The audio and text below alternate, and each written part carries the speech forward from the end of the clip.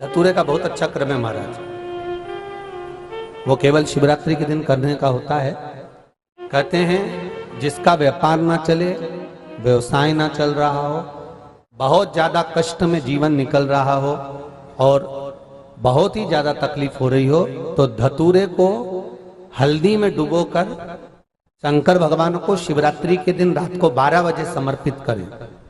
उस धतूरे को वापस उठा लाएं 5-10 मिनट के बाद, श्री शिवाय नमस्तुभ्यम बोलकर लाल कपड़े में उसको बांधकर व्यापार वाली जगह में कहीं पर भी उसको बांध दिया जाए। व्यापार पीछे नहीं हटता, व्यापार अग्रण्य भाव में बढ़ता चले जाता है।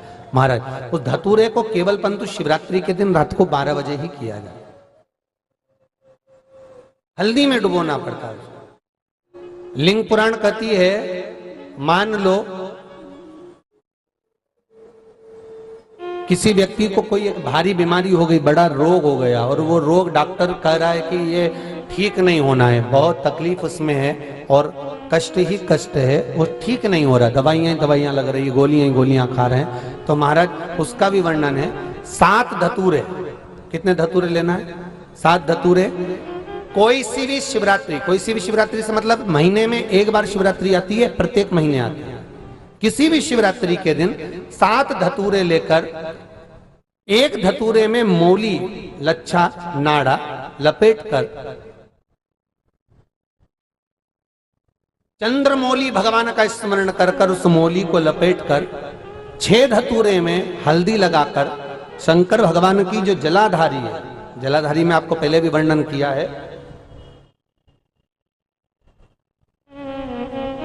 शंकर भगवान का ये शिवलिंग है, ये जलाधारी है, ये भगवान का जल निकलने का स्त्रोत, चरणारविंद का भाव। शिवलिंग जहां रखा हुआ है ये पार्वती जी का हस्त कमल है, जो ये गोल भाग है ये पार्वती का हस्त कमल है, जहां शिवलिंग रखा है। जहां से जल नीचे गिरता है उसके सीधे भाग में श्री गणेश जी महाराज का स्थान है, उसके उल्टे भाग में श्री कार्तिकेय जी का स्थान है।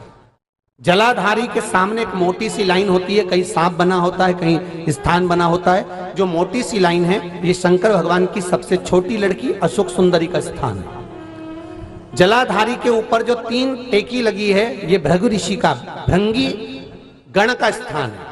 इसके ऊपर जो कलश है, कलश में जो पानी भरा जाता है वो पानी जो बूंद बूंद नीचे गिरता है ये शंकर भगवान की 5 लड़कियों का स्थान है। जया, विषहरा, सामरीबारी, दोतली और देव, ये 5 लड़कियों का स्थान है। शंकर भगवान का संपूर्ण परिवार शिवलिंग के सामने से, जहां से जल चालू होता है गिरने के लिए नीचे की ओर जब जल जाता है, उस स्थान पर भगवान शंकर के सारे गणों का स्थान है।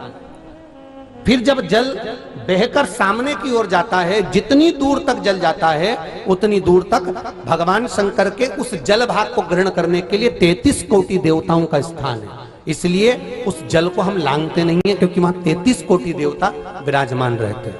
महाराज तो जो बीमारी डॉक्टर ने बता दी और बहुत बड़ा रोग हो गया और शरीर में कष्ट है, ठीक नहीं हो रहा, चाहे लीवर से जुड़ा हो, चाहे किडनी से जुड़ा हो, चाहे कैंसर से जुड़ा हो, और मान लो शरीर में कहीं गांठ भी हो गई है और वो मिटी नहीं रही हो, तो महाराज निवेदन है 7 धतूरे, एक धतूरे पर मौली लपेटकर वो शंकर जी के शिवलिंग के ऊपर चढ़ाना। 6 धतूरे, उसमें से एक धतूरा भगवान श्री गणेश जी का स्थान, दूसरा धतूरा श्री कार्तिकेय जी का स्थान, तीसरा धतूरा अशोक सुंदरी का स्थान।